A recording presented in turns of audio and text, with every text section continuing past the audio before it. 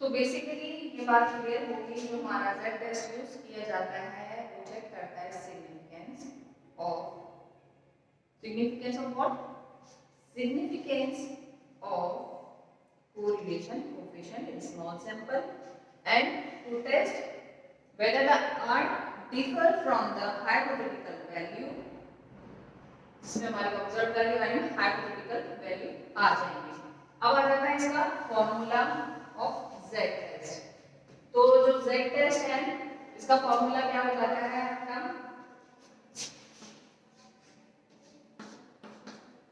Z are जो आपने निकाला लिखा है यहाँ पर, ठीक है, correlation of coefficient minus Z T, क्योंकि हम ये पॉपुलेशन में से लेते हैं, पॉपुलेशन में से सैंपल लेते हैं ना आप, तो पॉपुलेशन में से आपने सैंपल ले लिया and standard error of Z, गलती होने की संभावना कितनी रहेगी इसके अंदर, दैट इज आप क्या करोगे, तब आप ये फॉर्मूला अपना इंप्लीमेंट करोगे।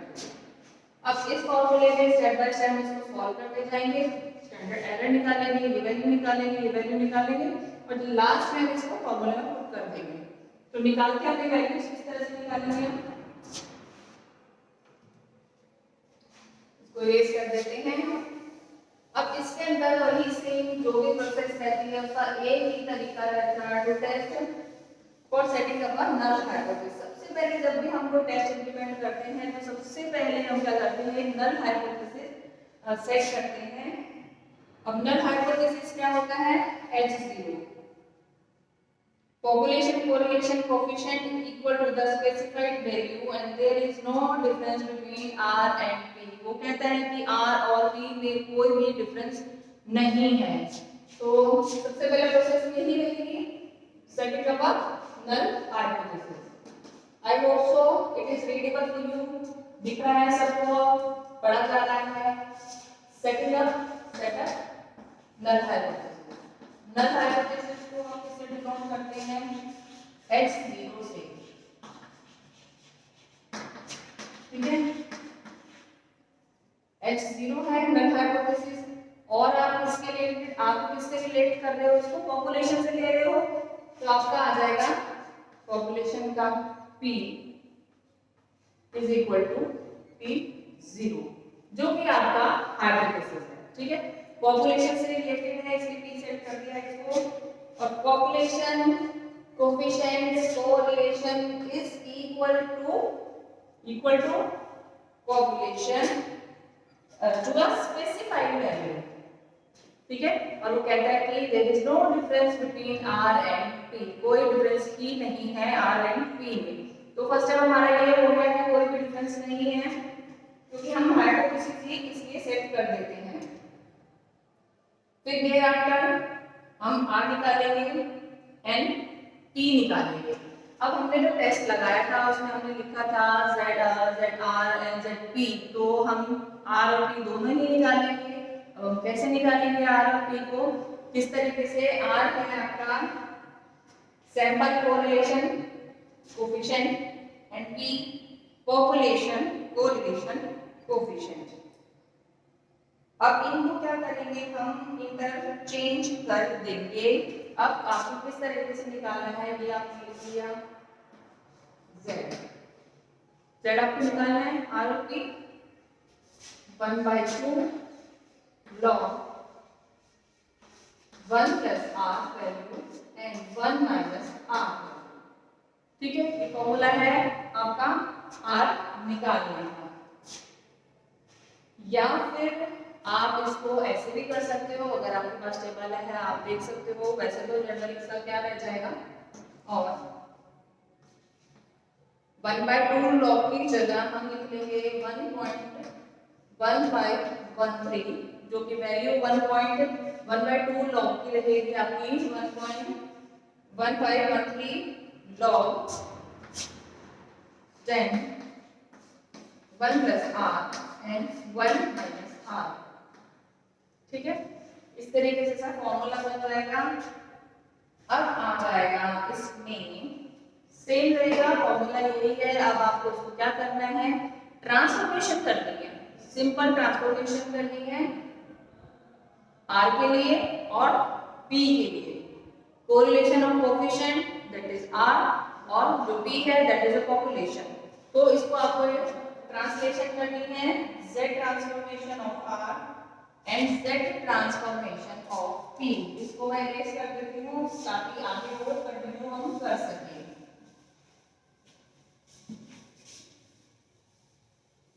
तो हम लिखेंगे z ट्रांसफॉर्मेशन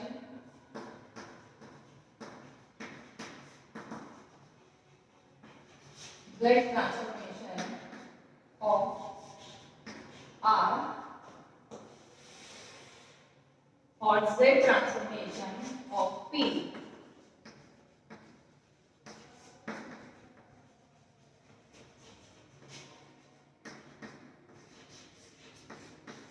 ठीक है, P for population.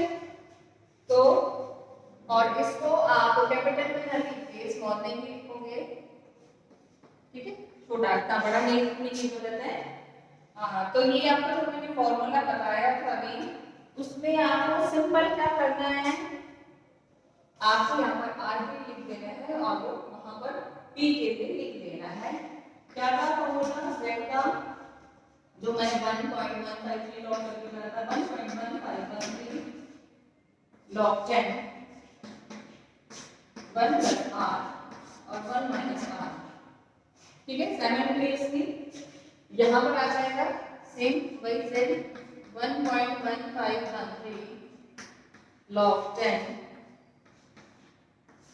1 plus p और 1 minus p पॉपुलेशन के लिए है, तो इसीलिए हमने p लिख दिया है यहाँ पर, बाकी फॉर्मूला सेम है।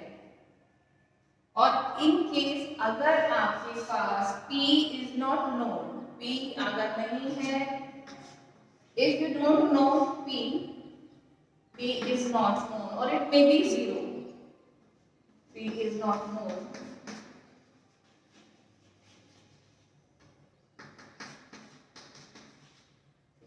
p आपको पता नहीं है या p आपका 0 है, तो इस केस में क्या करोगे, the standard error of z is 1। इस केस में जो आपकी स्टैंडर्ड, क्योंकि आपको पता नहीं है, दैट मींस आपकी जो कैलकुलेशन है उसमें कोई ना कोई एरर जनरेट हो जाएगी। तो स्टैंडर्ड एरर जो है आपकी, स्टैंडर्ड एरर ऑफ z क्या हो जाएगी, 1 डिवाइडेड बाय n माइनस 3। ये आपकी स्टैंडर्ड एरर जनरेट हो जाएगी, जहां पर आपका जो p है अननोन हो जाएगा। और फिर हम इसको कंप्यूट कैसे करेंगे, इसके नीचे नहीं है ये, इसके सेपरेट है। इसको अब हमारे पास देखो सारे आ गए, r भी आ गया, p भी है, p अगर हमारे पास है नहीं तो हम ये इंप्लीमेंट कर देंगे। और जो हमारा फॉर्मूला है z टेस्ट का, जो कि हमारा फिशर z टेस्ट है, उसका जो फॉर्मूला है वो क्या था आपका, स्टार्टिंग में लिखा था ना आपने, ZR ZP और divided by standard error of Z, standard error of Z। ये आपने फॉर्मूला स्टार्टिंग में मैंने आपको लिखवाया था। अब यहाँ पर आप कैसे कैलकुलेट करोगे, standard error of S minus P, formula ये आप लगा दोगे सिंपल, क्योंकि स्टैंडर्ड एरर आ चुकी है आपकी, यहाँ पर हो जाएगा आपका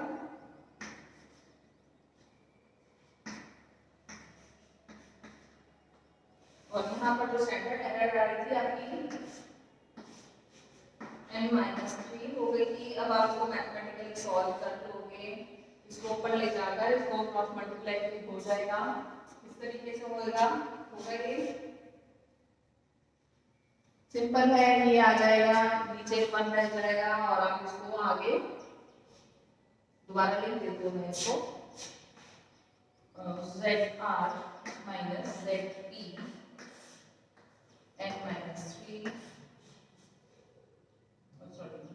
n-3 ऊपर चला जाएगा, आपका नीचे रह जाएगा n-3। इस तरीके से आप मैथमेटिकली सॉल्व कर सकते हो इस चीज को। अब इसके बाद जो नेक्स्ट स्टेप आएगा वो क्या आपकी आपने कैलकुलेशन कर ली, यहाँ पर कैलकुलेशन होगी आपकी, that means your calculated value, और इसको हम कंपेयर करेंगे टेबल वैल्यू से। तो इसमें दो क्राइटेरिया दे रखे होते हैं कि लेवल ऑफ सिग्निफिकेंस से 5% एंड 1%। तो 5% लेवल ऑफ सिग्निफिकेंस पर आपकी क्या वैल्यू आ जानी चाहिए? 5% पर क्या वैल्यू आती है आपकी? 1.96। 1. मुझे रेस करना पड़ेगा क्योंकि पूरा बोर्ड भर चुका है। तो यहाँ पर हम वैल्यू लिख देते हैं अपने 5% लेवल ऑफ सिग्निफिकेंस पर।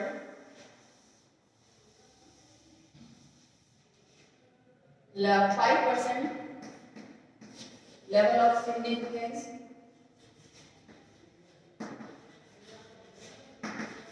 5% लेवल ऑफ सिग्निफिकेंस पर आपकी क्या वैल्यू थी? 1.96।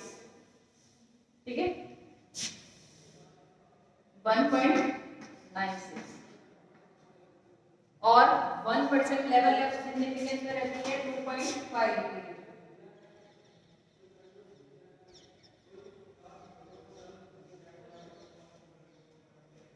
और सेकंड क्या है, देखो जब भी आप करते हैं अपना कैलकुलेशन का काम, जब तो आपके पास दो लेवल दे रखे होते हैं, स्टैंडर्ड एरर के लिए दे रखे होते हैं और लेवल ऑफ सिग्निफिकेंस के लिए। तो याद रख लेना आप इस चीज को, 5% पे जाकी वैल्यू है 1.96 है और 1% लेवल ऑफ सिग्निफिकेंस पर आपकी वैल्यू आ जाएगी 2.58।